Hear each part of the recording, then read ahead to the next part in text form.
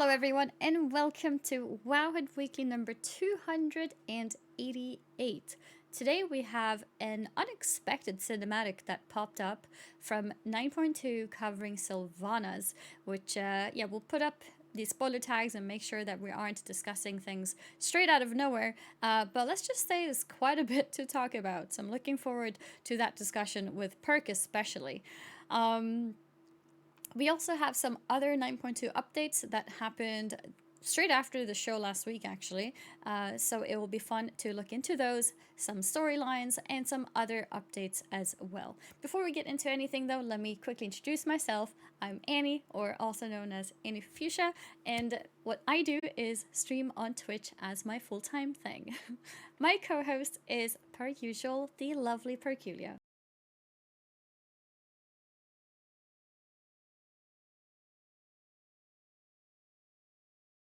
I run Wowhead, overseeing the news guides and featured. I am joined by the very opinionated and furry Brightpaw, who likes to add some humor to these shows.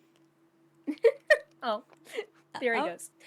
He didn't like that. And yeah, we will have a lot of story stuff to discuss on this show. Between the cinematic and then the PTR that had the several story chapters go up and some audio and other little cutscenes. There's a lot to talk about with 9.2, in addition to what's happened with Mage Tower in the first week since it's been out.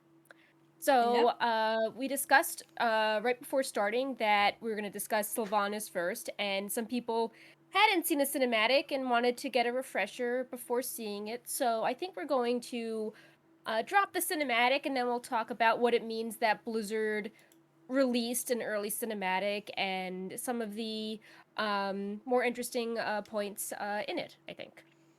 Yeah, it's quite a beefy cinematic. It's a whole 4 minutes and a half with a lot Yeah. of stuff going on in it. So, we figured we might as well quickly play it for you guys so that in case you haven't seen it, you get to watch it. And if you have seen it, it's been almost a week. So it could be a nice refresher before we get into all the talking about it. So let's do this.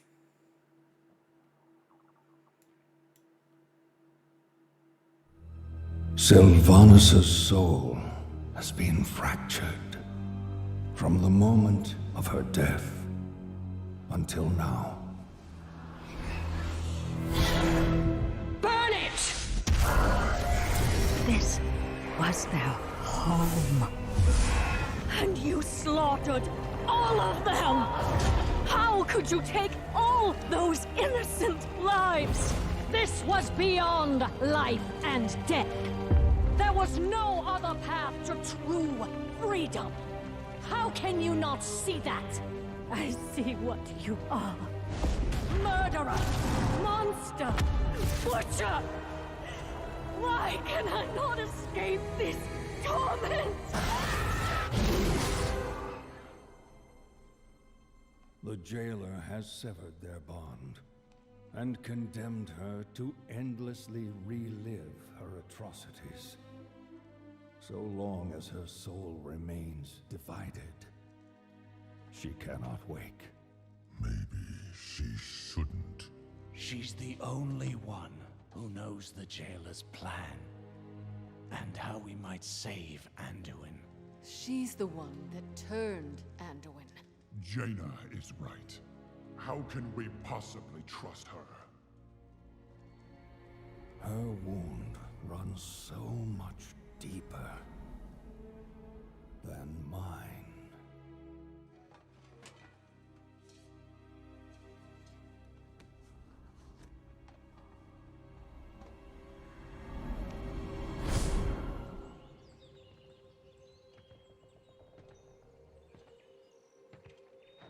Well met, Ranger General. What is this? Who are you? Someone who shared your fate, felled by the blade of the very same prince. Others. I died trying to stop that monster. Only to wake up haunted by one with my face. That Banshee is you. No. I cannot accept that. Her path began where yours ended, and you've seen the decisions she made. Never in 1,000 lifetimes would I betray everything I stood for. You can't possibly understand.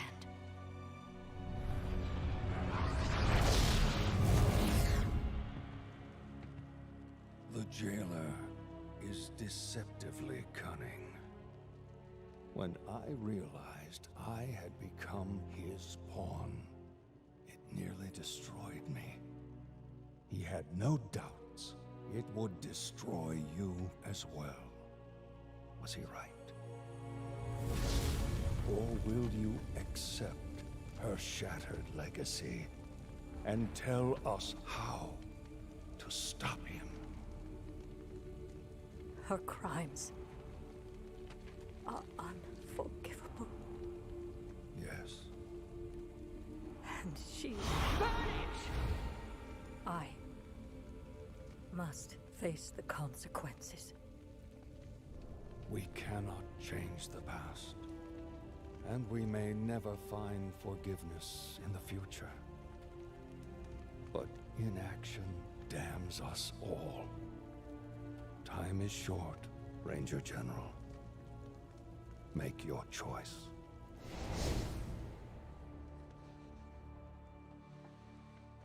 I've done all I can.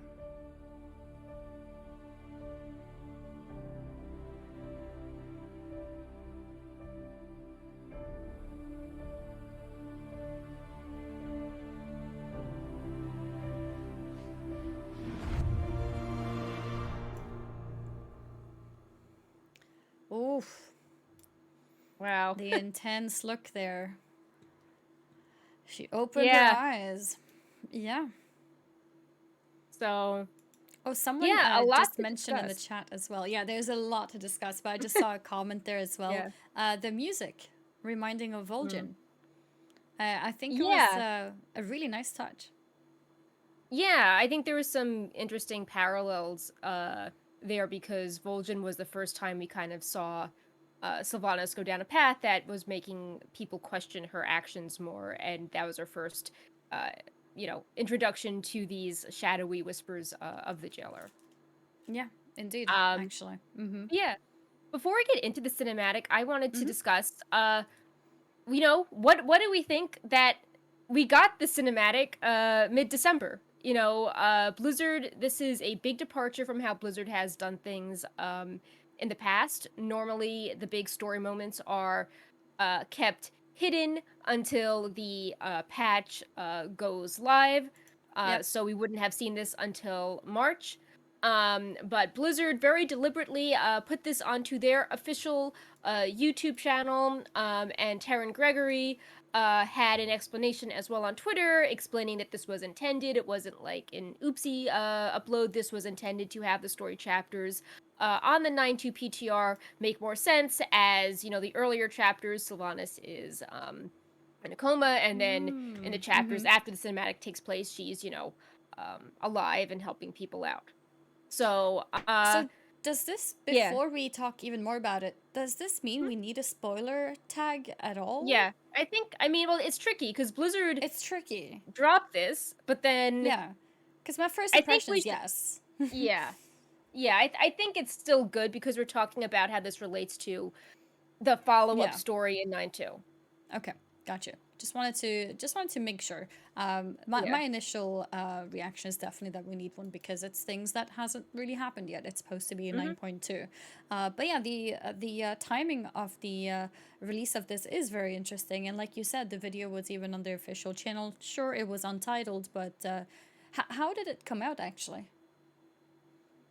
So right when the PTR started updating, Mm-hmm. when servers went up, Stevan was like, "Oh, there's a new cinematic. We can like data mine or play," and he just pulled it up. It was unencrypted, and we highlighted it on the channel. And then we saw that it popped up on Warcraft's official YouTube. And normally when it shows up on WoW's YouTube, even they release things like really late, like when LFR comes out, they'll put the boss cinematic up. But this Mm-hmm. was pretty well timed. Like it went up minutes after Stevan started. Right, pause, stop. Minutes after Stevan had Mm-hmm. found it when the PTR went up. So it definitely felt coordinated. That Oh they yeah. wanted people to see the story before they Mm-hmm. started experimenting and playing the later chapters on the PTR. It was still untitled though, right? Do you know how Um, anyone found a link for it? I don't think it's still untitled, but it definitely had a Oh, okay. thumbnail, and yeah, it has like nearly Interesting. 500,000 views right now. Um, Okay. and we actually did have a community contact reach out to us and confirm that hey, like there's this video up, it's good to cover. So Mm-hmm. so to I guess avoid any confusion, like was this meant to be uploaded? But yeah, so we Yeah, got private confirmation that this was you know it was meant to be there. yeah, it was meant to be covered. Okay, Um, gotcha. so I mean, I think that also leads to an interesting point of should the story be tested on the PTR? Because Yeah. I do think that if you are testing the story, it's good to have a cinematic. But did we gain anything by having the story tested? Should that be kept a surprise? It Like should Final Fantasy absolutely be a or other surprise games. Yeah, I'm because leaning towards that. the PTR is for testing, and Yeah. what are we testing with the cinematic? It doesn't feel like it needs to be there at all, and I think especially in times when there's things that can be interpreted in slightly different ways and whatnot, not just the cinematic, but in general. It's much better to have a proper introduction and have things happen in chronological and proper order before you're confused about things. So I think anything really related to story should be out when it's time for it to be out. Yeah. I I think that will is note definitely the way to do it. Mm-hmm. Yeah, I mostly agree. I do know it's sort of like, well, here's a problem, but there's another solution. I do think in the past, when Blizzard tried to handle some of the controversial stories in BFA, like 8.1, when Sylvanas was raising the Night Elves, some of the dialogue was changed because the original version was clunky based on feedback. It wasn't clear enough about Elune abandoning them. But So that's like another quest thing. texts.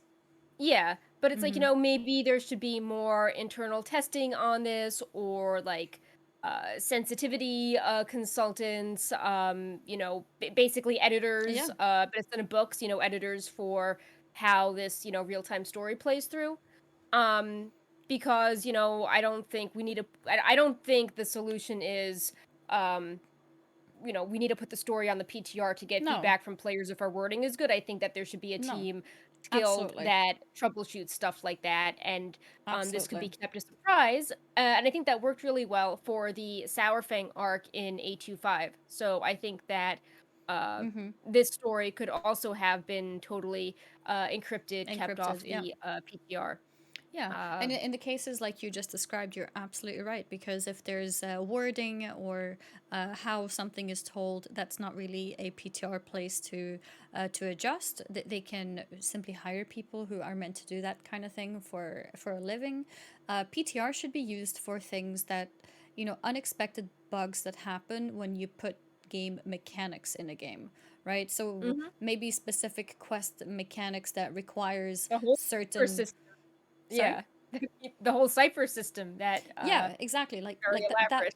that system, DPS, a bit of balancing can be internally tested too. But I can understand how Yeah. sometimes it can be nicer to have more data, Mhm. in like dungeons or in raids. But story portions like quest texts and quest cinematics, those should all be blanked out. Yeah.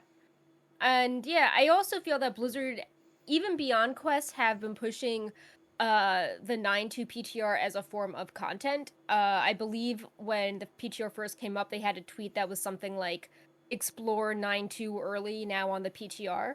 Like kind of making Oh, it yeah. seem like this is a thing people could test out and play, for fun. And Mm-hmm. it seems like the timing of this as well, with how WoW hasn't gotten major, yes, 9.15 was a quality of life patch, but there hasn't been a big patch in a while. So it feels like they want people to play through the story and get a little teaser of it, instead of, Yeah. doing other games. I mean, they probably are desperate, to be fair. It's been a really Mhm. rough year for Yeah. like Blizzard as a whole, and the few who are, still trying to push marketing are probably panicking because there isn't Yeah. anything really to announce. And Right. that's with like other Blizzard games as well. There's just a big scary silence.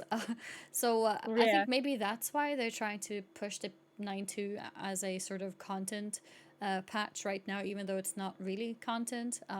Right. I think that can definitely be a part of it, and which is sad when the story part of it is also used. I think, uh, Yeah. because Sylvanas cinematic, I think, has probably sadly also been used in that sense, kind of Mhm. like create a big like whoa, what's going on, because it is a really cool cinematic, and Yeah. like it's a really cool thing to release right now for multiple reasons. One, cinematics by Blizzard are always really well made. They're always look great, like graphically, music, everything put together. In my opinion, at least, I Yeah, think they're that they're like always, events. yeah, Yeah. they're great. People look forward to cinematics because it's so cool to watch them. Even those who are not interested in story at all, they watch the Mm. cinematics, and then having that just be and then on top of that, the Sylvanas topic in general is very controversial. So it's like Exactly. causing so much discussion, and I can imagine Blizzard wants people to, talk Mm. about Sylvanas and be angry at her being good or bad, rather Mm. than, the office climate at Blizzard. So I can definitely Exactly. imagine, yeah, I mean, there's definitely thoughts behind it, and maybe this was a desperation point because there isn't much content. Maybe in the future it would be different because, like you said, there were encrypted cinematics in the past that worked a lot better. But yeah, it is a little bit sad that the people who are interested in story coming out at the right time, in a way, have to suffer a little bit. Yeah. I mean, the only thing I would say in Blizzard's defense is that it is we've said this before, how like you have a content update, then you have to wait like 6 months to know what happens next. Yeah. So, while I don't think the 9.2 story should be teased early, I think that it would be good if we had, obviously it's easier said than done, but more frequent updates, or designing the story in a way where you don't have to wait, 6 to 9 months to figure out what happens to Yeah. Sylvanas, and then it's I in a mean, book. also true. So I can Yeah. see how the cinematic was okay. So you're not waiting from July to March to read this book to understand it. Here's a little teaser in between. Mm-hmm. Um, I think that's preferable than, oh, we're going to release a short story. I think it's good to have Mm-hmm. more, in-game media, but I think the issue is just that we're sort of at a point where we've had too many cliffhangers, one after the other, that waiting 9 months for the finale of the Sylvana story with all the game development delays, people might have Is forgotten harsh. about it. Yeah. Yeah, they could have been like, okay, well, we need to remind people by the end of the year what's up with Sylvanas, so Mm-hmm. here's something from 9.2 that's the least spoilery thing we can do. But Mm-hmm. even if they felt compelled to release this, they didn't need to release the story chapters um, around it. They could have just That's also used this true. as like a teaser and been like, Mm-hmm. you know, you'll see how Sylvanas helps, or helps people in 9.2. Here's a teaser as to what you can expect from the book. Here's like a chapter dramatized or something, and that would have been better than just putting everything on the PTR. Yeah. But No, that's what you're happened. right. Yeah. All those detailed quests and stuff have not really Yeah, like they're kind of given revealing the more. end of Shadowlands. Yeah. That's Yeah. that's even more than just Sylvanas. Yeah, and it doesn't give them that much benefit. Because we talked about how, releasing a Savannah cinematic right now will cause a lot of discussion, a lot of talk, a lot of Mm. everything, which can be understandable from like a business point of view for Blizzard to want to release something like that in the middle of all the darkness that's going on. But the quest Mm. texts of all the details and everything else that's happening in Shadowlands, that's a more niche audience than a Sylvana cinematic.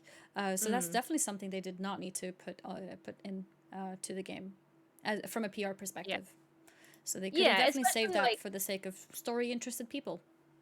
Yeah, I mean, like, people were already talking about Sylvanas. They were doing Yeah. a lot of talk with the Mage Tower as well. So Mm-hmm. it's like, okay, we're just gonna throw in this other story thing that they didn't honestly need. Like, Sylvanas and the Mage Tower discussion were generating some decent buzz. So Yeah, we that's didn't the need to generating spoil. buzz. Yeah, that's the phrase. Yeah, Mm-hmm. we didn't need to spoil the end of the expansion. Yeah, agreed. Um, so yeah, so the actual cinematic, what do we want to discuss first? So I Yeah. think we started discussing this topic in the middle of watching the cinematic. So I think that's probably what we should start with because we had so many thoughts. And it was um if you uh if you read the backstories and how Uther talks about the soul split, uh it's more nuanced than old Sylvanas good, bad Sylvanas evil. But the cinematic itself has like very strong visual indicators that old Sylvanas is good and new Sylvanas is more evil, as well as it kind of being from the point of view of new Sylvanas that's like, sorry, old Sylvanas that's like shocked and pleading with her Yeah. banshee self. So yeah, so let's pick up with that discussion because I think that was really interesting. Mm-hmm. Um, yeah. Yeah, we talked about it a little bit off camera, I guess we can Yeah. say. But it's a really interesting topic, and we wanted to talk about it to you guys as well. This whole idea of good and evil. When I have been browsing online and seeing people's reactions to this Sylvanas cinematic, everyone talks about good Sylvanas, bad Sylvanas, Sylvanas redemption arc, this and that, Mm. right? And I think from watching the cinematic, I would completely agree. I think there's many things. There's audio, there's visuals, there's many things that clearly point towards old Sylvanas being a happy, innocent, good person who cannot stand this new, bad, and awful person. She refuses to accept at first that it's even her. And it Mm. wasn't until some talking with Uther that towards the end of the cinematic, she starts saying that it's actually her. This future Banshee is actually her herself. And when reading through quest lines and remembering again what Uther had said about Mm. what happens when a soul is split, then you would know that there is more nuance to it. But there's something about the cinematic that doesn't show that nuance. What the cinematic kind of Yeah. shows is good Sylvanas, bad Sylvanas. The good Sylvanas is so nice that she sacrifices herself to make up for what the bad Sylvanas have done. And Yeah. I think that's a So little I bit do think, unfair. Mm-hmm. yeah. So I mean, just explaining like the visual indicators some more. Yeah, some details. Sylvanas, alive Sylvanas, she's wearing blue armor. She's in an elven setting that's glowing. Bright She setting. Mm-hmm. has blonde hair. The music is different. Something that I thought was clever is that there is a lot of her choreography and movement is similar to what the Teldrassil flashbacks are, except that her hand movements are not as like aggressive. So they have very similar poses. But then, you have BFA Sylvanas that has glowing red eyes and this darker armor, and there are flames surrounding her. And I do think Blizzard was trying to drive home the point that, um, you know, BFA Sylvanas, whatever the motivations or bigger plan was, that she's clearly in the wrong here, and that Teldrassil was bad, and that she is coming across to everyone as a horrible leader in this context by ordering Teldrassil. Um, so I and she even Uther even agrees that we cannot change the past. This. Yeah. Yeah, her crimes are unforgivable, but Mm-hmm. in making that point, it does make older Sylvanas seem like she was all good and current Sylvanas was um all bad, All bad. which Mm-hmm. that's not reflecting the nuance of things Uther was saying in the past. Like, just to read one of the dialogues that maybe people missed if Where it they didn't explains. play Mm-hmm. through the storyline. It was when Arthas struck me down. Frostmourne shattered my soul. but it was not divided into one part that was noble and another that was cruel. Rather, it was as if a portion of my consciousness remained frozen in time while the rest of my soul carried on. To feel Yeah. that missing fragment restored, well, it has caused me to reflect upon many of the choices I have made. And I think that's really So, crucial. That means mm, so much because what it means is what she experienced has not been a good Sylvanas turned into bad Sylvanas. mm, What she has experienced is still herself, still her, way of thinking, her conclusions, her morals even. But that there was something missing. That's the main difference. And what could that mean? We don't know exactly, but maybe it means that she would. Maybe be more desperate, maybe be a little bit more impulsive, a little bit more something, who knows. But it means that it's still her personality. It means that if you would put the old Sylvanas in many of the spots of where the bad Sylvanas made bad choices, maybe some of them would be quite difficult for her to make as well. Maybe it wouldn't be as black and white as it looks like. Maybe she wouldn't be as noble as she seems in this point of view of the cinematic. And yeah. I think that part is not easily understood by watching the cinematic.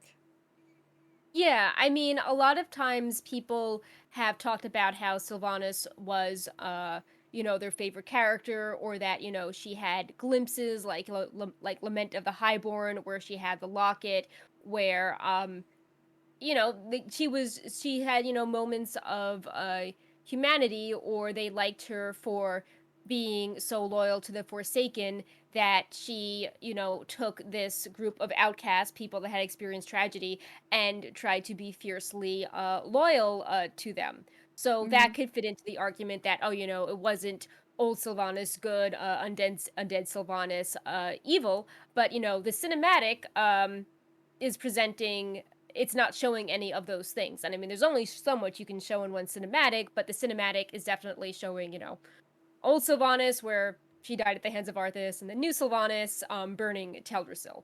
Um, so Mm-hmm. I do think that the cinematic um, kind of shows the Sylvanas at both of their extremes. And if you weren't as familiar with Sylvanas, or read the book, or understood this nuance with Uther, it would be very easy to read it as good versus evil, which I think is, unfair to the story that they are trying to tell. Yeah. Uh, Another thing is that, like you were saying before, how it seems that new sorry. It's like there's so many. It's like, oh well, this is the new model of Sylvanas, but it's her Yeah, elven but it's form. old So, her. Yeah. yeah, elven Sylvanas this seems to be from her point of view. She is the one that is um talking to Uther. She is the one that is arguing with the Banshee Queen. She is the one that is reacting to seeing her undead self. Yeah. And I think it would have been interesting to balance that out by having Banshee Sylvanas be able to say things as well. Like, Banshee Sylvanas could be talking to Uther uh directly, or we could have Banshee Sylvanas talking about like the terror she felt in Edge of Night, which is still an event that is very mysterious and under wraps. We don't know why Sylvanas Mm-hmm. had this bargain with the jailer, but instead it just comes across that Elven Sylvanas is horrified by things and tries to reason, and then Elven Sylvanas is the one making peace that she has to push forward and um, rebuild her legacy. And Mm-hmm. maybe it's not meant to be that way, but I think that it comes across that way because the more recent Sylvanas, Sylvanas from BFA and Shadowlands, doesn't seem to like Give her speak point as of much in view. the present Yeah. tense. Yeah. Like Um, we only see her as this crazy person, this yeah. crazy banshee who went too far and is unforgivable. And it's a little bit unfair, like you said, to the story which is meant to be in place here, Mm. of the soul splitting and how that works and how it's meant to still be the same person but just with parts missing and not so split up as good or evil. And I understand the cinematic doing this because contrasting good to evil is such a it's a It's very very visually effective. striking. Yeah. Yes, it's visually striking. It's a very effective way of getting a message through. Um, but it does sadly feel a little bit like a part of the story message is actually lost in that. And I think that's also why a lot of people miss what it means in it. I think it could have been an interesting part, maybe split up into a different video even. And that's Mhm. another thing too. If we have a cinematic that makes most people feel like this erased everything that Sylvanas has ever done because it's not really her, then there is a problem because it means that, Mm. especially if it's not intended, because the intention is that when a soul is split, you are still yourself. And I think the story should have built up in a way to show that better. Maybe more instances of I'm not sure if you could have fit that into this cinematic. It would be a lot Mm. of information, but having the new Sylvanas, having Banshee Sylvanas and living Sylvanas have a dialogue and maybe put in a situation that forces the living Sylvanas to make a choice that she didn't think that she would have to make, or something to show Yeah. that there's more nuance and less black and white and a lot more morally gray. Then I think that would have come across a lot more clearer. Yeah, I think that if you had Banshee Sylvanas talking with Uther as well at some point, that would have been Yeah, interesting that too. because, Uther is the flawed character that threw Arthas into the maw and Mm-hmm. now seemed shocked by his actions now that his soul is more complete, that he has more consciousness. And I think that would have come across that Banshee Sylvanas was still a character that was like herself but with just some like personality traits dimmed down, because it's giving the impression that this video makes it seem like Nancy Sylvanas was like just purely a puppet. And Yeah. people find that upsetting because um Sylvanas' story used to resonate with a lot of people that felt like they were the underdogs or were Yeah. in like a very bad situation, Mm-hmm. or that they were in a situation that where they were victimized and they've tried to um regain independence and build a life for themselves. Mm-hmm. And people, sort of took comfort in her, and it kind of leaves a bad taste how the cinematic makes it seem like, oh, well, She was just a puppet. Yeah. was she always a puppet? Like it just, it just doesn't make you feel very good knowing that this character's Mm-hmm. actions that you may have admired in the past, that maybe it was more Mm-hmm. hollow. At least that's what this video you Yeah, know definitely. makes it seem like.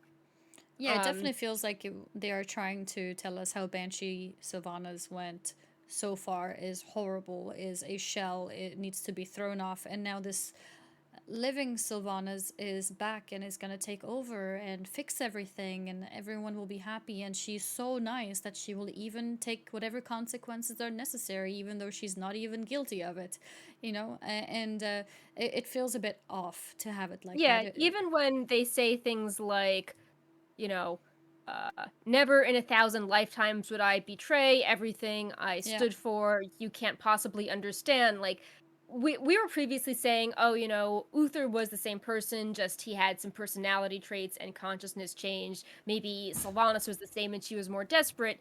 But the way the dialogue sets it up, it makes it seem like, old Sylvanas thinks that she's like the polar opposite of her banshee self. So I don't think the video does a great job uh linking the two, or showing that like Mm-hmm. old Sylvanas was always ruthless, but maybe if she was like more desperate she would have acted in a separate way. Because old Sylvanas wasn't, in the short stories, like she comes across as kind of cocky.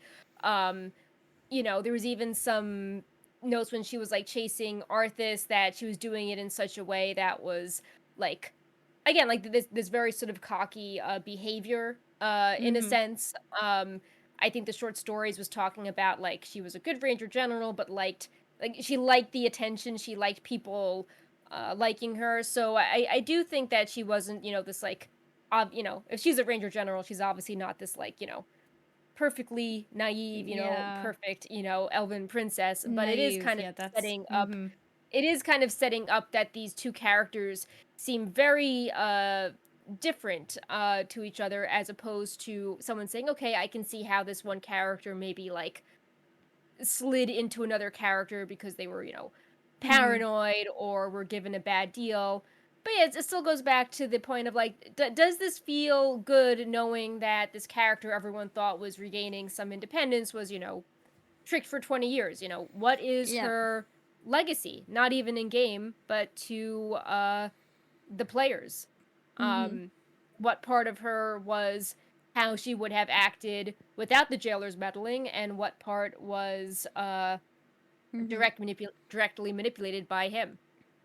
Yeah, because now you made a good point there as well. For people who may not read all those extra stories and get, the different perspectives of how, living or Elven Sylvanas was, will now from this, based on this video, like especially people who only watch cinematics, will be like, oh, I didn't realize, but Sylvanas is so innocent and naive and so Mm. nice. And that's kind of unfair to all the people who saw her as, a bit more attitude of sorts. Yeah, And then I think they should have probably showed those parts of her as well. If they really wanted this good and bad cinematic, then sure, but then maybe additional yeah. additional Like, what about cutscenes of sorts to just show that part too.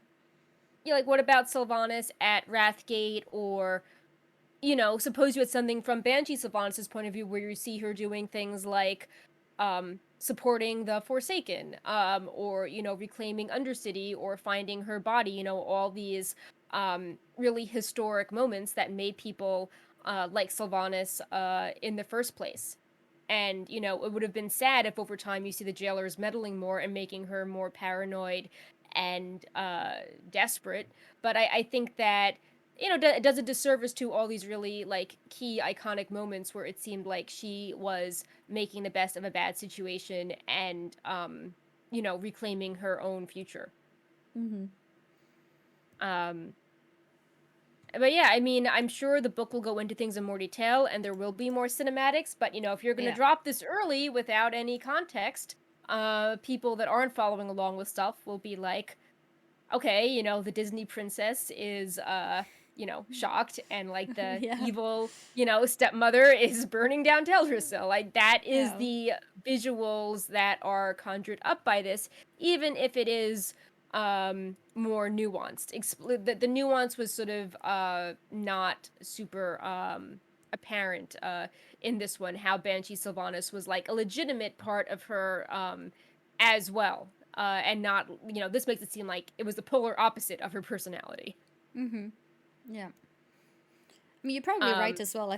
I'm sure that the book and everything will explain it yeah, more to a more realized nuance between the two. But I think it could have been nice to see that visually as well, especially for people who may not read everything that goes yeah. on in story. So I guess that leads to the question of, Sylvanas and redemption, and was this her fault or not? Um, Something that I found interesting about the redemption, like, oh, why don't we just kill Sylvanas, is that we've seen in the afterlife that, you know, your existence continues in a sense. So the jailer, by giving her back her memories, um, that was kind of like a fate worse than death, according to him, because Yeah, it was meant to be a she looks punishment, very, right? yeah, it's like she Mm-hmm. seems very worried, constantly tormented by these memories, and nobody seemed to Mm-hmm. think that she would wake up, that she would be so torn up by what was going on. So Mm-hmm. I think that that is interesting. Like, it's not, oh, she was kept alive, she was spared this fate. It's like, no, the jailer wanted her to just sort of be consumed endlessly Mm-hmm. by memories of Teldrassil. Mm-hmm. Having covered So, all the parts that feels a little bit like it's missing nuance, mm, I I have to say that I like how the story is put together here, mm, and I would have, potentially liked a bit more build up, a little bit more, maybe some more cutscenes of sorts. But in general, I think it's kind of a beautiful way to put Uther there and having Yeah. him um, as a parallel of experience and having him go through to her and then ending it with, I've done everything I can. And then it opens Mm. up, or like, and then in the end, her eyes just open with the zoom in on the face. It's it definitely was a little bit of a sort of goosebump moment for me there. It's very beautifully like put together, and I didn't expect to feel that way of any kind of idea of a redemption arc for Sylvanas because I've always been so against it. But Yeah. if it had to be done at all, then it does feel good to have this kind of story where it's a nuanced soul spirit. Um, Mm. I in writing, in theory, I think that is what we have. Even though the cinematic can, in one way, feel a little bit like the good is supposed to make good of all the bad that the bad one has done. I think in theory it is more nuanced, and Mm. I like that. I like how that is put together. Yeah, I mean, it's a tricky balancing act with the cinematic because Mm-hmm. on one hand it sets up good versus evil with the visuals, but on the other Yeah, hand, it does get across how like more how shallow. deeply a character can change Yeah, if part of their soul is being withheld or meddled with. Um so, it does make you be like, well, how how in control of things was Sylvanas with Tellersa? Like, should she be to blame if she was um being very manipulated? Like, it's almost like, was she fully in control of her, mental facilities at the time? Like, did she have clear judgment? The jailer was significantly trying to I would hope tamper so. with her, judgment. So, Yeah, is this, should we blame the jailer um for this instead? Um if Sylvanas in her coma is reliving her worst memory, similar to Uther. Uther is reliving dying at the hands of Arthas. Sylvanas is reliving Teldrassil. Um, it seems like this is something she's deeply troubled by now that she's fully herself again. So it's like, yeah. can she really be blamed for this, or does this all go back to the jailer? I think it's It's a almost like, like, yeah, it's a tough yeah. one. Yeah. So I think that it's an interesting, tough question Mm-hmm. to ask. I do think the story getting to this point could have been communicated in a different manner, but I do think it's a very interesting question, as we've seen Mm-hmm. that, Sylvanas being left alive is not, fun and games. She's deeply tormented by this. Mm-hmm. And she even, she's very shocked by what happens, and we've seen that Uther did some actions that would be considered slightly out of character, like throwing Arthas into the maw, um, for similar reasons. We were seeing a parallel here. It's not like, oh, here's this Mm-hmm. convoluted story just for Sylvanas. We're seeing other victims of the jailer do this, and it is very manipulative. Like, the character is almost themselves, but not quite, and over time they start doing more serious things that deviate from their path. Mm-hmm. Like, at first Uther is um upset about what has happened, but then by the end of it he's throwing Arthas in the maw. Like, it starts very slowly and then it just like grows and grows as to how the character differs from their full self. Yeah, because it's still themselves, it's still potentially their own opinions, but sometimes things are like magnified, and I mean that can happen to people in real life as well. Yeah. Sometimes you do something, and if you had if your old self would see that, they might be shocked, right? Because like, whoa, like why would you do that? I would never do that. But sometimes life happens, and it can change you, and things like that can happen, and Yeah, like, if you're it's so still you as a desperate, person. Yeah, like, if and you're so desperate and you're acting out of mm-hmm. trauma, like, everything is terrible, but if I do this Yeah, thing, like, one thing will be less terrible. mm-hmm. And I think that's one part that this could also be explained as with with having a part of your soul missing, then maybe that is kind of what happens. You have a hole, you have a hunger, you have a trauma like feeling, that you become more desperate and you do things that you may otherwise have been a bit more reluctant to do. And I think in the cinematic, they are showing that the old Sylvanas wants to, bring this to justice, wants to take the consequences for it because she feels it's unforgivable. And I think that's a fair way to do it for her to be redeemed, for her to take consequences. I think that's fair. I don't think it's completely fair to make it like, oh, it was not her at all. It was just the jailer, and yeah, happy story, happy ending.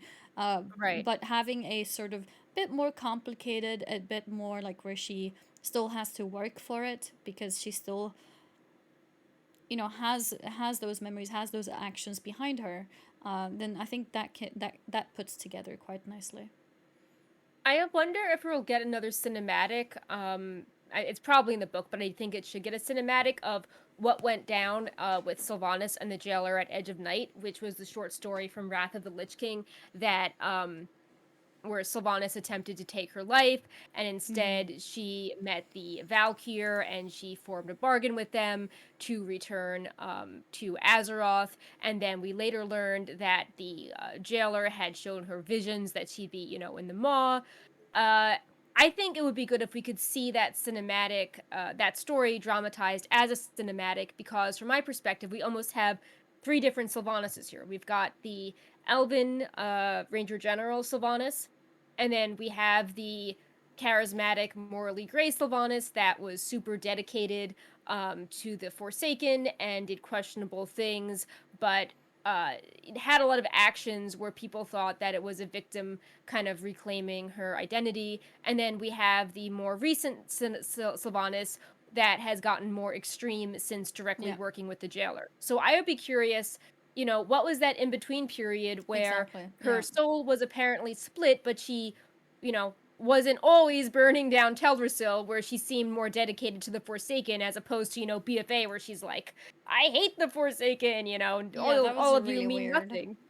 Yeah, because Yeah, I mean, she had always been yeah. for the Forsaken, and then suddenly it didn't matter. She had more important things to do, and then she just left.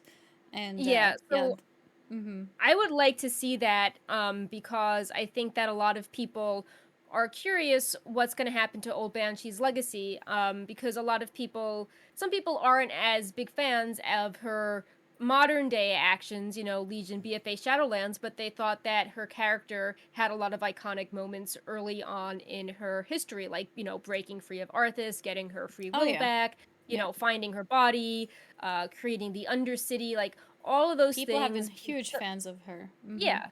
So it's like, are you saying that that was wiped out too, or was the jailer concerned that she wasn't that he didn't have a strong control on her, so he tried to scare her into things? So I think that would be important to dramatize and understand better.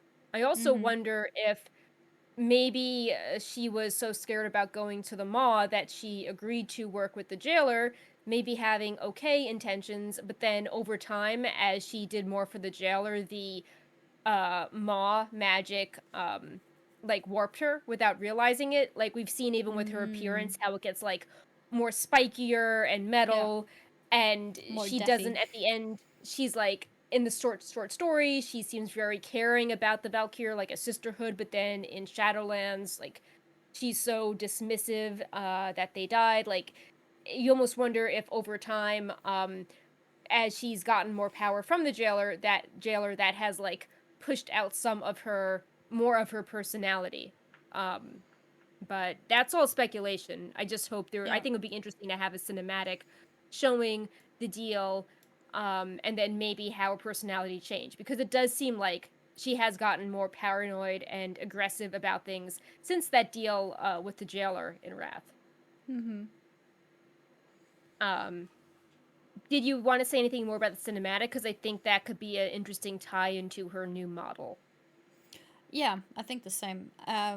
I was just hovering over these pictures as well because yeah, Yeah. we've got some updated models for Sylvanas now in the PTR, and they are looking a little bit more filled compared to what we saw before. She even has her own bow now.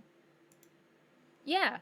So, looking at the image, we see that she has more blue, brown armor tones, reminiscent of the Ranger General version from the cinematic. The spikes from the Shadowlands armor are gone. It's much more similar with the, sort of elven swirls and then the Mm-hmm. feathers. Um, she even has, I like the belt, how it's like the thin straps of leather. It's less heavily armored than her than her Legion look, which was like super like different very hardened protective layers. Mm-hmm. So this has some throwbacks to her old slightly less armored look, more of a ranger, and it's nice that she has her quiver and bow back. Yeah. So, Got a close up on the um, bow as well here. yeah. Also, I mean, she still has elements of her Shadowlands, appearance. Like she still has the undead skin tone. Mm-hmm. She has a sour fang scar on her face. Her eyes are blue, following the soul being merged back together. Um, so yeah, it looks actually very similar to her armor from Cataclysm that was more lightly armored and had more of a purple black appearance to it. But this looks Mm-hmm. more it's like fusing her legacy together. It's not as brightly hued as the Yeah. Ranger General, but it's blue instead of red and more lightly armored. Again, it's not as protective and spiky, which could be a good reflection of her personality change. Mm-hmm. And there was Um, also a similarity pointed out from the Warbringer. yeah. So yeah, I mean, if you look at Warbringer, Sylvanas, she again had that very blue look, similar hood, similar chest Mm-hmm. piece, even how it's not a full chest piece, the bow strap going over it, again lightly armored. um so it does seem like things are coming full circle for her in a sense, which I think is interesting. And I think it's neat how we may have looted her legendary bow in Sanctum of Domination that's Oh covered in yeah. spikes. Uh-huh. But now she She has this changes very bow. simple bow back as well, so she hasn't lost that part of her personality. And even thinking Mm-hmm. back to the Sourfang fight, people were like, Sylvanas isn't even fighting like a ranger; she's using magic to defeat Weird Sourfang. It's powers, like yeah. she's yes, like she lost touch of herself. Mm-hmm. So, uh, yeah. But yeah, I do think that kind of like the Thrall model we got in Shadowlands, it's a nice you can see how their personality develops through the new armor. I don't know if it would be possible in game, but I think it would be neat if they I don't know, we kind of saw the character explain their armor change, or we saw Sylvanas like, I don't know. She has her like very, basic set on, and then she picks this again, or she talks about like I just think it would be neat if these characters undergo big visual updates and they I agree. comment on that somehow. Yeah, no, I like that too. I think that's something which is nice to see as a story progression uh, as you go on over the expansions. Um, like maybe not that big of a deal, but seeing Anduin grow up, and then having Yeah. these like life changing moments for these characters where they change what they're wearing or some other kind of appearance, maybe scars and things like that. I think it's really nice to put those details in because it holds a lot of lore. And I think that's always interesting. Like we pointed out, since we saw Uther hold on to his chest, we've pointed out like, oh, the Mm. reason why he does that is this, and putting in those kind of details that tell a lot of story is always very nice. It gives a lot of sort of meat on the bones when it comes to the story. Yeah. even if it was like a simple dialogue you get in like the quest Mm-hmm. after she has new armor, where she's like, "It's good to have a bow again," or like, "It's good to be wearing blue," or just some little thing, just something referencing why she's Mm-hmm. changed her armor. Um, Maybe some I think characters that, like, oh, like you look different. It yeah, reminds me of or something. like, like I've forgotten, uh, you know, what it was like, free from the Joe's influence, I wouldn't wear that spiked armor again. Like just something like that, where Mm-hmm. she's recognizing that uh her character's changed and she's choosing to dress very differently now. Mm-hmm. Um Agreed. but yeah, I do think that I think it's a very effective model, how there's like a lot more elven influences back, how Mm-hmm. there's like more lightly armored chainmail, how there's like leather parts on the pants. She's not totally exposed. It's not like, bikini fantasy, but she does look like she's wearing like more kind of natural armor, where she's okay to show some skin. Like her Shadowlands armor was like very layered, lots of spikes on top of spikes, Mm-hmm. very protective. So this looks more natural, Mm-hmm. how she's dressed up now. Yep. Yeah. So I think what we want to discuss next is some Bolvar and Talia Mm-hmm. dialogue. Yeah, we got I think we some can play interesting. this because it's very short and it's an interesting. There's like they do good voice acting. It's very emotional. Mm-hmm. Let's get this. Okay, it's not playing for me. 1 second. Right, do you want to see the dialogue? Yeah, Brightpaw can fill the empty time of me pulling this up. Oh, Right, you're so we got Luna entertaining. here too. Oh, look, all the cats are trying to be good. It's like, oh, it's cinema time? I want to be here. Look, it's Brightpaw. Brightpaw, say hello to everyone. Yes, you're such an entertainer, as Annie figures out how to play the video. All right, I think I got it now. Okay. Thanks, Brightpaw. That was perfect. Okay, let's play this.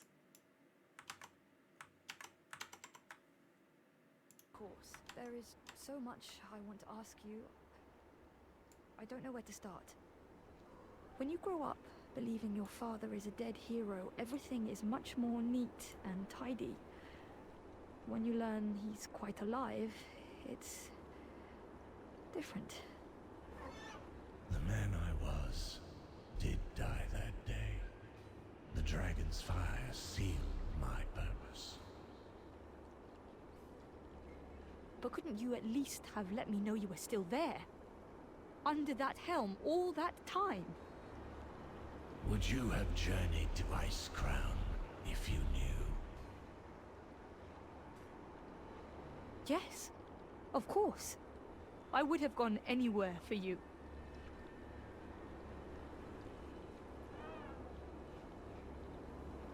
Which is why you could not know. I had to make that sacrifice to keep you and the rest of the world safe from that place. But it wasn't just you who made that sacrifice. It was the rest of us, too. Everyone who loved you. I know. And for the pain it caused you, I will always feel sorrow. I pray that one day...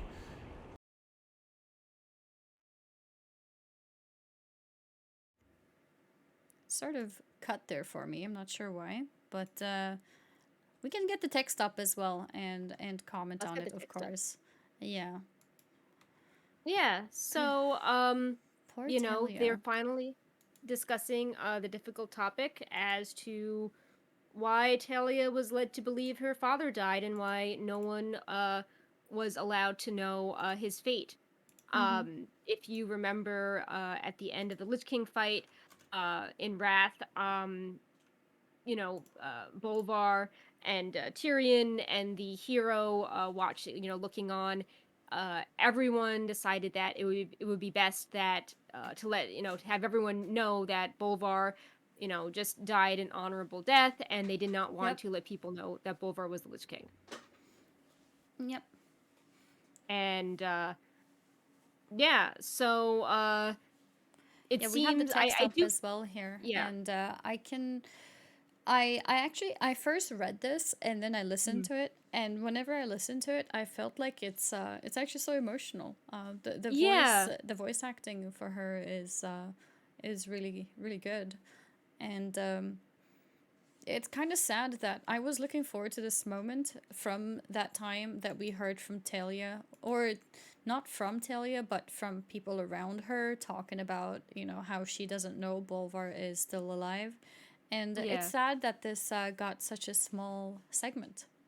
Um, Yeah, I mean, they met up previously in 9-0 in Oribos, but mm-hmm. I think that because like this is such an important moment that this should have happened sooner, and there should have been more reunion quests where they Yeah, a talk bit to each more other, stuff. Mm-hmm. highlighting character moments similar to how Thrall got that with his mother. Mm-hmm. Um, like I think that's very emotional, but narratively, it seems odd that after how many months in Shadowlands, they're finally having this discussion.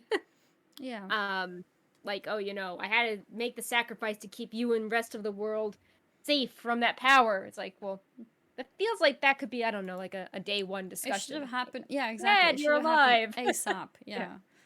yeah. It's that's another thing with having stories split up over several patches. Whenever those patches are delayed for one reason or another, it starts feeling really empty, and Mm. it feels bad for the emotional ride of those stories. Yeah, like I think that this dialogue is very good, but Mm-hmm. I do think it could have been moved up to like a uh 9.0 thing. Yeah. Especially because at the time I don't think the jailer was even conceived of by Blizzard at the end of Wrath, so they're essentially adding this extra context. And like I do think that it works fairly well how Bolvar knew that this power was terrible and he didn't want his family to find him and then possibly corrupt them, or having the jailer realize he cared for his daughter so the jailer could try to like kidnap Talia. So I Yeah. think that sort of retcon, but I think like that part of fleshing out the story works really well. It makes the stakes even higher Mm-hmm. as to why Bolvar decided to keep this secret. But I think it could have happened sooner. And I think that just people really like exchanges like this. It would be nice if there was more like this in the game, or just like a little story quest where you explore, their relationship. It also kind of reminds me of the Mora and Magni comic we got leading up to Legion. And I don't think they've done Mm. as many comics leading up to Shadowlands, maybe just Mm-hmm. budget or pandemic, but it feels like this could also work well as like a free comic because the dialogue is so emotional. Um I think it would be great if you could see expressions on the character faces, whether you get that through a comic or like Yeah. an in-game cutscene. Mm-hmm. Yeah, I agree. Um because just reading it and seeing them, stand 6 feet apart waving, it doesn't get the emotional punch as hearing the Yeah, dialogue and being more 100%. immersive. Mm-hmm. Um, And it's a missed opportunity because it's a very interesting relationship, and it's a very important and old character, Bolvar. It's not a mm, random character that was introduced with Shadowlands or anything. Um, it's um, it's a pretty meaningful one, so I think it's a little bit of a missed opportunity to make a cutscene. Not a cinematic maybe, but some kind of cutscene with a bit more detail on it, and a few months ago, even not now for yeah. 9.2, but before. It feels like Bolvar especially is a missed opportunity because I mean he's the guy on the Yeah, Shadowlands box art. yeah, Um, he was the one fighting with Sylvanas, and it just seems after that he just kind of was like the quest giver in Oribos and yeah. wasn't No, you're really absolutely right. I mean, in doing hindsight, much. why wasn't there Yeah. more Bolvar actually? Yeah.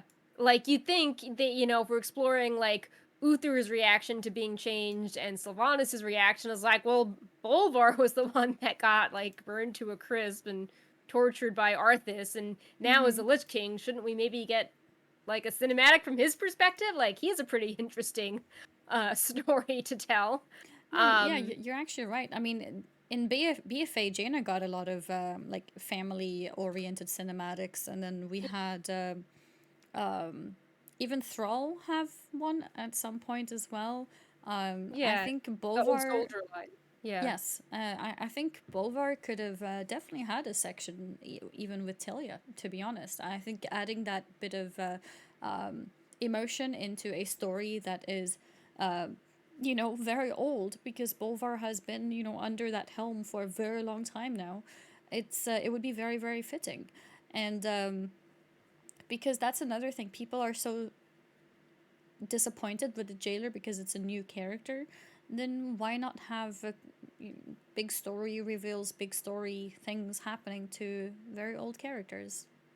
Yeah, and I mean, there's sort of a running joke that, Legion, we had, Khadgar, and then he went away, and then in BFA we had Magni as like the systems quest giver, and he went away, and now we have Bolvar. It's like all these like Yeah. older male leaders with like, family issues that are quest systems people, and then they just go away after the expansion. And I think they could have done more with Bolvar, definitely. Mm-hmm. If we're exploring how other characters had so much uh, shock and grieving as part of realizing the jailer's impact on them, I think that, Bolvar has a really interesting story. And I was also Yeah. surprised at other points, like, he doesn't seem to have. Like we don't see this He has reaction no to him input. with Anduin. Yeah. Like, Yeah. like he's in the discussions with Anduin, like, we will go charge and do this, and it's like, Anduin was like your godson. Shouldn't you be like really upset by what's going on, or have like an Yeah. interaction with Sylvanas where you're like expressing regret for what she had to do to him? Like it definitely feels that he could have had more character exploration um Yeah, I than think he having got. having Bolvar in more center to also give us a side of jailer in a way would probably maybe be more effective or additionally effective if both Bolvar and Sylvanas, because right now we see most things from Sylvanas' point of view, and with Yeah. people being tired of Sylvanas also, maybe it would have been nice to see things from Bolvar point of view. Yeah, like she's so controversial, and it's like an Mm-hmm. unreliable narrator because we don't know what part of Is her it in the even her past now? is really. So it's Yeah. like, Bolvar, people generally, like. It would be cool to Mm-hmm. have more things from his point of view. Mm-hmm. Also, if we have some things from Sylvanas's point of view, former Horde character, it would be neat to have things from Bolvar's point of view, neat, well liked Alliance character. Mm-hmm. Um, and yeah, I think they could have done a lot more with him. It's kind of like you start off the expansion where like Bolvar is high res in the cinematic and the key art, and then at the end he's just like standing there in the game. Yeah. At least he gives quests. He doesn't just sit there like Bane. So Yeah, there's I like that. how Bane in the cinematic just had the one line where he's like, maybe Sylvana should just stay there. Yeah, great It's like like maybe she you know, shouldn't. yeah.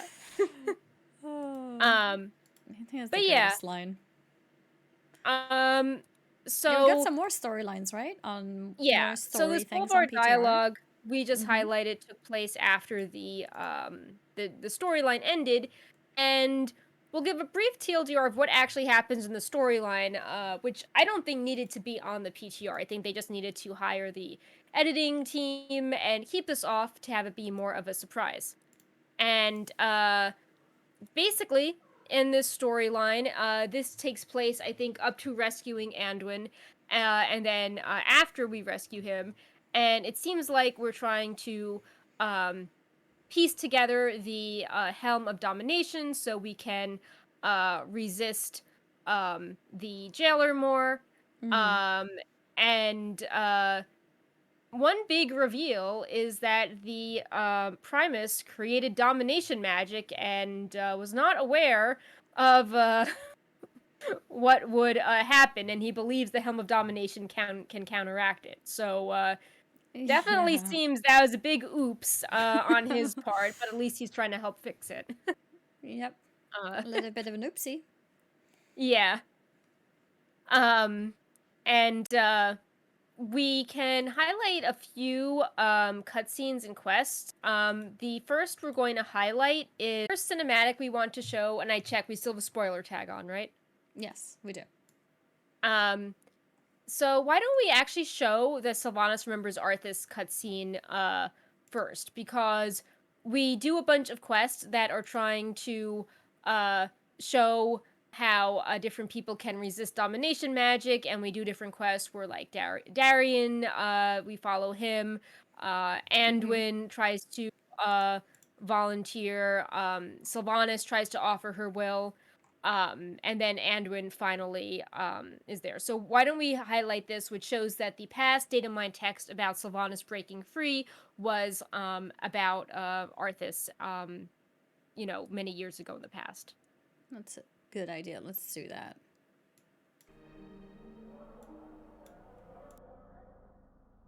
I don't remember the exact moment I wrested control.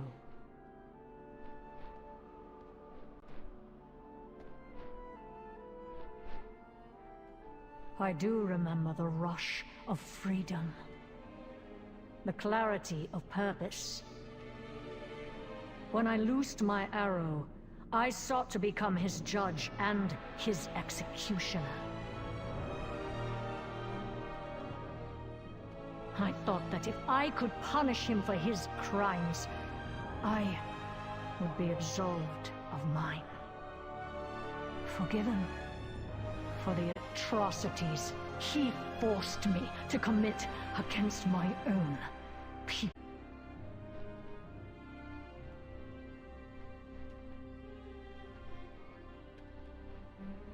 But there would be no justice that day. For anyone. That is yet to come.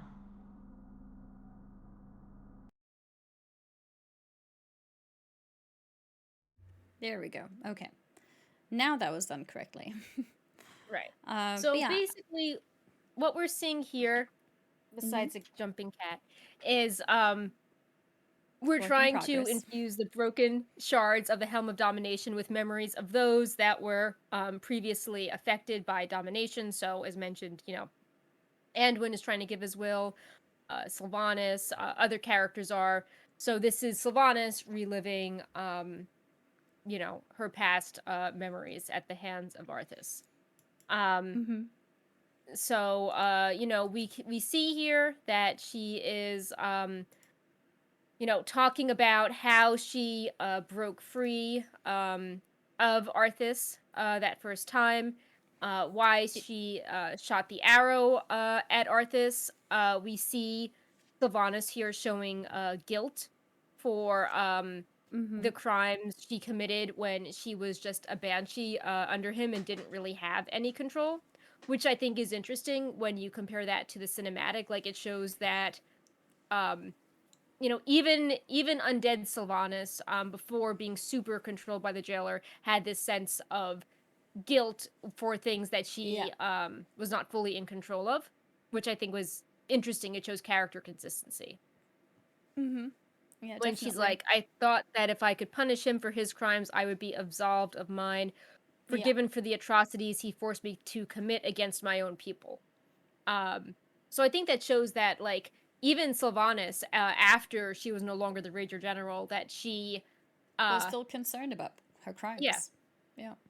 So absolutely. I think that, I think that was a short cutscene, but interesting there. Yeah, it shows that she wasn't just pure evil, as the main cinematic might have portrayed in a way with the contrasts. You can see here that there was a little bit of thought and feelings into this as well, and this was an interesting. I do think. Yeah. Go ahead. I was would be gonna switch interested. It, so you go. Okay, if she ever talked about the jailer, because it's interesting how she's talking about firing the arrow at Arthas, and it's like, well, what does she? And then the other cinematic reflects on the past of Teldrassil in this shock of the other part of her soul. And it's like I'd be curious to see like what does modern day Fuse Sylvanas, what does she have to say about the What's jailer her who she thought also process? Yeah. fired an arrow at? So I think that would be interesting to get at some point. Yeah, go ahead. It's that's actually kind of relevant to what I was about to say as well, because this piece of text was originally when it was data mined, we weren't 100% sure who Mm-hmm. she's talking about, and it's interesting because it does in a way parallel to the moment when she shot the arrow at the jailer. Yeah. So it would be interesting to hear similar thoughts or similar context of thoughts of what was going through her mind when she did shoot that arrow at the jailer. Because we have to remember that happened before she was given her soul back. And there Right. was still some kind of thought process that happened there. And that could give us a, maybe some insight into what the Banshee Sylvanas that was a bit broken, or not broken, but missing a soul piece, what was going through in her mind. Yeah, I think that would be interesting because again, not everyone's going to read all the books or remember things in the Yeah, past. They're just going to, do see the cinematic, maybe do the main storyline, and you don't want it all to be okay. Here's a cinematic where it's like good versus evil Sylvanas, and then we have Sylvanas talking about Arthas, but you have to read the book to see what she thinks about the jailer. yeah, Um, so again, this is not me saying, oh, this is why we need to test every bit of story content on the PTR to make sure the jailer is there. But it's more just there should be an editor or some consistency reader yeah. to make sure that all the main story beats are tested, privately before this goes live. Yeah, agreed. I think it I would had also a be few really books. interesting. I had a Yeah, few I books heard. fall. Okay, because Oh, of my cat. But yeah, she's okay. She ran away, but she's already back. yeah. Oh, I think it'd be cats. interesting if you had some editors that, were video game enthusiasts, that play a lot of different games that weren't necessarily huge, uh, Warcraft lore encyclopedias, because I think that would be interesting to be like, can your average person that likes a good story, can they understand all the main beats? Yeah, So I think that sort of person would be interesting to getting review some and fresh play through blood. the story. Yeah. Yeah, Like, does it's this like with make sense? anything. Or yeah. It's like with So anything that you're working on or reading, watching, playing, like video game or not video game, mhm. getting perspective from someone who is outside of your circle is always a great way to see how informing the pieces are without having the background knowledge that the people who are writing might already have. Yeah. So, in this next cutscene that we're going to show, we're going to see what happens after all the fragments of the helm were imbued with these powerful memories. If you want to play that now. What was the name of that one? Uh, reforging the helm. Okay. Yep, I see it here. Okay. Let's go.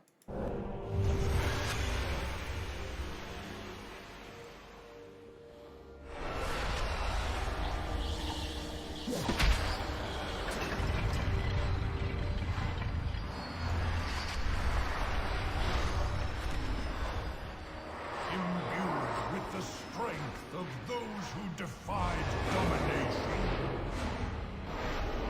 That which sought to bind us will be made anew.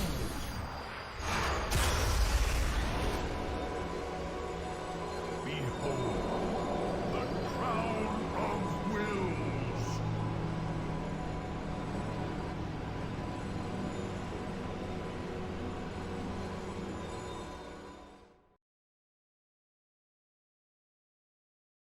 The Crown of Wills. There it is. It was not a placeholder name. We were wondering at some point if it maybe was some kind of placeholder name because it was Yeah. the name of an item from an old classic quest. But yeah, Crown of Wills is what it's called officially. And Yeah. Brightpaw had turned me down for a second so I couldn't hear you, but we're back. oh, okay. But yes, we're back. We're back. Yeah. So What do you think of this helm being reforged this way. I mean, it feels. I wonder if something's gonna go wrong. It feels a bit too Easy. neat with the other it's like, oh, we've reforged the helm of domination, and then we Yeah. have that other line where it's like, and we've defeated the jailer, and it's like, okay, well, something has to go wrong. And I do think it leaves a lot of questions because it is, you know, formerly someone always had to wear the helm of domination. What is happening to all the undead that were controlled by this helm? What's going to happen to Ice Crown? Does this helm being reforged mean we're going to close up the veil with Ice Crown? Yeah. What's going to happen to all the zombies that followed the crown? Who is going to wear the crown? Where is the crown going to be kept? Definitely raises a lot of Many questions, questions. Mm-hmm. and definitely kind of feels a bit rushed as well. But it does seem pretty clear that the jailer's legacy is coming to an end if the crown is sort of purified and changed. I know some people were wondering, like, what if the jailer wins, or his presence is on Azeroth, but it definitely seems, based on this cutscene and what the Primus is saying, that the Helm of Domination legacy is pretty. They've transformed it into something that resists domination magic, and it's pretty set. Mm-hmm. Yeah, I really wonder where that helmet is going to go now. Yeah, it's like, will it be lost, like the Kel'Thuzad phylactery, and show up, 5 expansions later? Yeah. Is Bolvar going to wear this? Is Sylvanas going to wear this? It definitely raises some Anduin? questions here. Yeah, is Anduin going? I mean, yeah, that's a good color scheme for him. Mm-hmm. Um, Yeah, it is. so yeah, and then I think it would have been. I also feel like this is something that it's a big deal, right? Like the Helm of Oh yeah. Domination, that's such an important item, and I think that to only have 5 characters reforge it, and only the main Shadowlands characters looking on in a cutscene, I think it almost needed more weight. Like, more victims of domination magic should have been, whether they're ghosts, like they should have been watching the helm, come to an end, or there should be like more throwback music to Arthas. I definitely feel like this moment needed It more is a yeah. narrative build up. Like, remember we saw um in 9-1 there was that room where there were so many stolen souls that the jailers had. Yeah. I feel like more of them needed to be present in some form, even if they were just like spirits Maybe going around seeing the them room. releasing, or maybe if it was a proper cinematic and not just a cutscene, we could even get visuals from what is happening back in Ice Crown as well. Yeah. I think they could have actually shown visually how much it matters, because right now it's kind of like, okay, it turned from a very cool, badass helm into something that looks like a regular plate helm, perhaps. What's going to happen now? I think it doesn't actually show the depth of how much it means. And if we had seen Yeah. visual things, like you said, maybe some of the people who were, or the souls that were jailed, or maybe even the effects of, if there are effects, back in Ice Crown, I think that would have, then it would have felt more meaningful. Yeah, it kind of ties into what we were saying about Bolvar, how Yeah, he could have taken a big Bolvar is, stance there. yeah, like Bolvar is an iconic character, and he featured in a big way on the cinematic. And it's like same with the helm. Like the helm was the focus of the launch cinematic. Sylvanas ripping it in two. Yeah, it was the first cinematic, then this could be the Yeah, ending cinematic. Yeah. and it's like, this beautiful high definition helm. It's like, the helm, high definition cinematic, Bolvar key art, and then by the end of the expansion, Bolvar is just like the quest giver NPC. And the crown gets reforged in a kind of shorter cutscene. Like, it definitely has downgraded in production quality from It when it became was ripped smaller. apart. Yeah. the helm became smaller. Yeah, so definitely, like, the story seems to have, like, shrunken in a smaller scale and does not live up to the same, dramatic narrative visuals as when we saw the helm ripped apart. Yeah. So I think you needed, like, epic music, like, just throwbacks to Ice Crown music, more Yeah. characters, visuals showing, like, the ghosts swirling around, like, some Yeah. really cool metal fusion effect. Even if it wasn't used again, I think it would be cool to do something cool with it. I So agree. And yeah, Icecrown is such an iconic place as well. Wrath of the Lich King was, the most popular expansion, and I think they could have done a lot of throwback there with Bolvar, the helm, changes into the surroundings there, and just visually showing Icecrown again. Icecrown looks great. yeah, Warcraft 3 as well. It's definitely a missed opportunity. yeah. So for our final PTR thing, we wanted to quickly play some Sylvanas voiceover files that were not tied to any of the existing cutscenes. And these were interesting because they hint at what she could do next and kind of take some of her iconic lines from the past and give them a twist. Voice over 9.2. Here we go. Not a Banshee Queen, not a Ranger General, but always a Windrunner. I found you before, my love. I will find you again, no matter how long it takes. I will never serve. Yes, we live in prisons of our own making. I will face whatever comes. The cycle must be broken. We are more than slaves to our torments. Farewell. The true battle lies ahead. There. I apologize for that split second of tech things. But yeah, there it is. Yeah. Oh, So, Sylvanas' voice actor always gives me the shivers. yeah. So these are some of the lines that you get when you click on her now in 9.2 when she's in her new armor.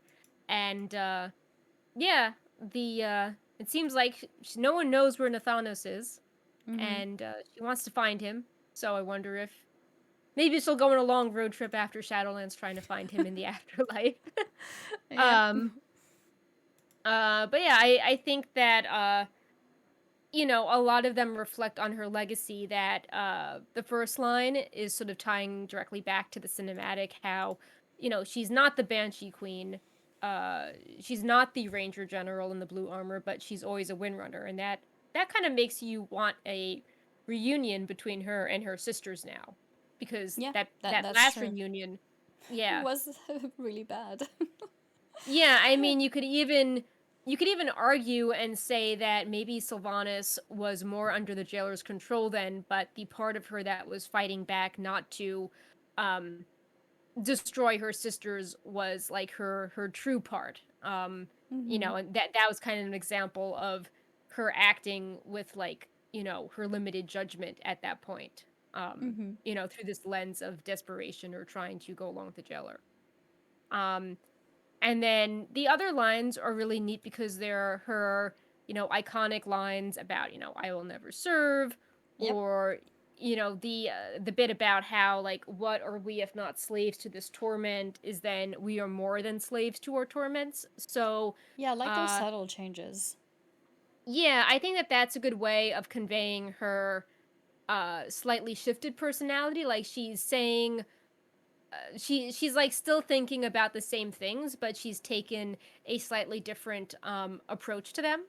And I think it's also nice and more optimistic that previously Sylvana felt like kind of defeated, like, like she was in this bad situation and had to make the best of it, but it was this, like, really depressing torment situation, and she had no control. And now it seems that she's trying to, like she has a new outlook on her legacy, and that she actually has agency, saying we are more than slaves to our torments.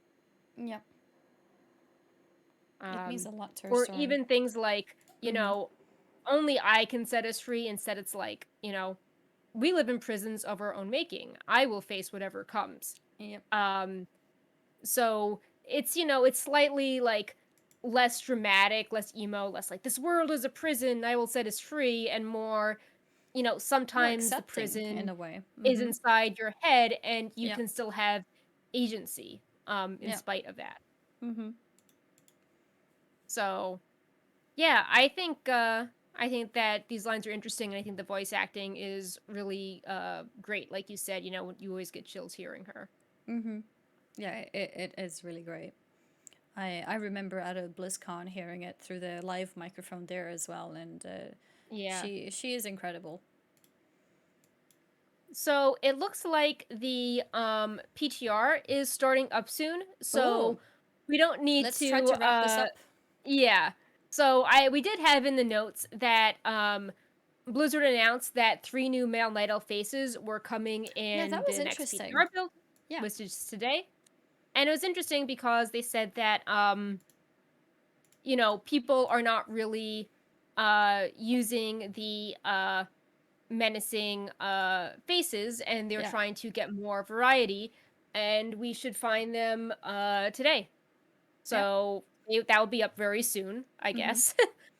Yeah, um I'm really happy about this. It went from, we're not getting any more customization options to like beyond what anyone could have expected. So this is nice, and it's a sign probably also that they have a lot more of these things, in their backlog, but they decided to not prioritize them.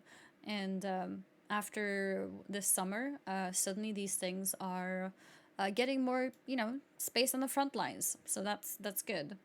More things for yeah, people to customize their this isn't characters. even just allied races, but it's No. like, Yeah. you know, old races getting tweaked. Yeah. So hopefully this Yeah. can continue in Mm-hmm. a more subtle process, Mm-hmm. you know, continuing on where old races get always a round of new improvements. I think that would be good. Yep. The next set of news here is regarding the time walking Legion time walking specifically. The Mage Tower has been back now for about a week now, right? Yeah, a week now Yeah, for NA. exactly a week. Yeah, and Yeah. a week tomorrow for EU. And we have been given extra time to work on it. So as of right now, the time walking event has been extended until January 4th.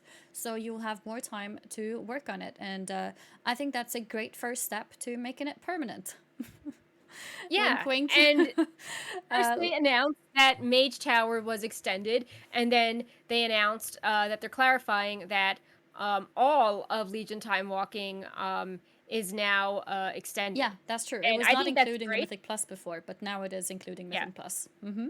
So I think that's great. I think there should always be time walking going on for longer Agreed. periods of time.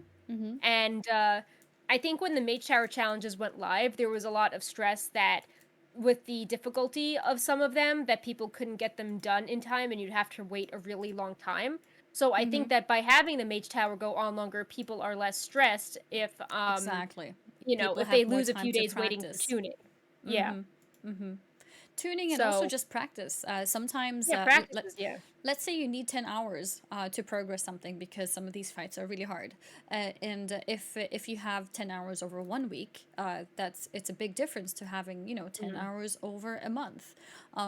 So that's another thing too. If you have more time, then you have more time to practice it, and then you might be able to get through challenges that you would otherwise not. If you practice for a week and then it's gone for 6 months, you're gonna have to kind of restart the practice because you've probably Yeah. forgotten a lot of it. So it's much better to have it be on for a longer time, and I do hope that they make it permanent. And because I think time walking is a somewhat new concept. I mean, it's not super new. We've had it for some time now, but it's not been at the front of anything. It's not been that popular compared to raiding in general, Mythic Plus in general, PvP in general. But I think this concept of time walking can actually be worked on and become a huge part of WoW in general. with this mage tower being one of the great examples of it. So having it permanent would be a plus for the game. Yeah. Or even if they say, oh, we're going to put this up for a month, but then rotate it with other things, that's going to be a really long time if you have to like wait 6 months still for Mage Tower to come around. So I think Yeah. it should be a lot more frequent. Mm-hmm. Keeping difficult things up permanently is not a bad thing. Mm-hmm. Um, and yeah, you know, I, the only thing I feel bad about is how with some of the nerfs have been nerfing time walking items, and there's been like this very Oh yeah. old dedicated community of people that thought that, you know, old thing scaling was interesting, and they made like gear sets around this and had their own theory crafting. So it's a little sad that um It's a lot of affecting those them as items, well. Yeah. yeah, like maybe the Mage Tower should just have a template, and that way people can do their like old min maxing for other time walking stuff, I and agree. the Mage Tower is separate from that. I agree. I think in general, because it's meant to be a challenge, whereas time walking dungeons and similar is, a whole community, not just a challenge. As a solo challenge, I think it would be better with templates Yeah. and no consumable, or just free consumables given to you inside the instance, like Proving Grounds. Mm. I think that's how Proving Grounds had it. I'm not sure actually. Um, but yeah, if you can have a template like thing instead, I think that would be better for the for the health of the challenge itself in the long run. I think it would be Yeah. much better, and then it wouldn't affect the other parts of time walking as well if there are scaling tuning and whatnot, which people have been working on for years, making the best in slots for Mm. time walking, and now a lot of those are affected. Yeah. So, I mean, I think that this is definitely a good step. I'm glad that Blizzard reacted quickly to extend it for a month Mm-hmm. as opposed to, 2 weeks. Yep. And I think it's nice to have a solo challenge in the game again. Um, Mm-hmm. after people were missing content like that. So hopefully this leads to it goes well, and this leads to more challenges like this in the future tied to time walking, and Mm-hmm. we don't have to wait 6 months for them to be up, because the problem is still, okay, well, what happens if we have a month and then it's not up again for Yep. uh yeah. That Yeah. is true. I just read a comment in chat, and it gave me another perspective as well on the whole Mhm. consumable part. We have long been talking about how professions don't matter, and I think this might be one of the points when things like jewel crafting and especially like old type of enchants are suddenly popular again. And Mm. maybe that's not a bad thing. Maybe that's a good thing, kind of rejuvenating people who have been collecting patterns of old content, now have a reason to use those and, make a profit of it on the auction house. So maybe it is a plus, actually, at the end of the day. Yeah, I mean, our economy weekend spotlight was highlighting how people have been making gold through old world Yeah. recipes and Mm-hmm. reagents, and we keep saying that there should be ways to make the old world feel relevant. And So professions, too. that was interesting. Yeah. Mm-hmm. So Indeed. And the um last bit of news here is that the Community Council is now officially live, which yeah, means that and you it's can take actually part. gotten Mm-hmm. a lot of activity today. Halinka actually posted a very detailed thing on PvP gearing, and there was something on like the PTR cycle and upcoming raid testing, and how why they can't announce things with more lead time due to bugs. So it's neat seeing some blue posts pop up, and because we hadn't really seen many for a while Mm-hmm. outside of patch notes. So I think that it's I hopefully Blizzard posters will continue to feel encouraged to post there. Yeah, I actually haven't taken part in to see exactly what is going on there, but I did see the parts about PvP updates, so that was good Hmm. because that is something that people have been talking about for a long time now, with honor upgrading being very daunting. So it's nice to like finally get an answer to that. And if that's what the community council means, that we will finally get answers to things that we have been talking about for a long time, then maybe it will be a good step towards things. Because Holinka doesn't really tell us like, yeah, now we're gonna fix this, right? But he Right. talks about it and acknowledges it, and that's part of the problem, or that has been part of the problem for a lot of topics where people feel that they give feedback and it's kind of just lost in the void. So hearing acknowledgement is good. So if we can Yeah. continue to see that, that would be a positive. There was also a Blizzard survey that went out this morning on how satisfied people were with 915 Oh yeah. additions, Mm-hmm. like system updates, like covenant swapping. So, this could be part of an effort where Blizzard is directly trying to get feedback on Shadowlands, and then the devs are trying to explain things a bit more, and maybe that will lead to some 9.2 updates. Because I'm pretty sure a lot of the surveys in the past were aimed at Classic and Mm-hmm. TBC, like Season of Mastery, and this one seemed very focused on Shadowlands. Mm-hmm. I think it's always Uh, good if they have these type of surveys, if they look into what people are responding and take it seriously. I think the whole yeah. alt friendliness has been a huge issue for a long time, and while Mm. over the years we have gotten small bits that has improved things, there's still quite a long way to go, and yeah, hopefully Blizzard understands that very like sooner than later, because alt friendliness and casual is Mm. a big part of gamers nowadays. We're not as Yep. patient as we used to be. We need things to be accessible. People have less time, and even if you don't have less time, you still want things to be more convenient. Society has changed in the past 10, 20 years, not just in gaming, but in general. So we want things faster, like if we have fast food outside, we will be impatient if it takes more than 5 minutes, Yeah. So hopefully Blizzard recognizes that, and are not just, being stubborn boomers, which and was another thing that Ian did admit himself in the ways of how they have Yeah. designed things. Then maybe we can see some, brightness at the end of the tunnel. Yeah. So, fingers crossed. Mm-hmm. But the forum is still really new.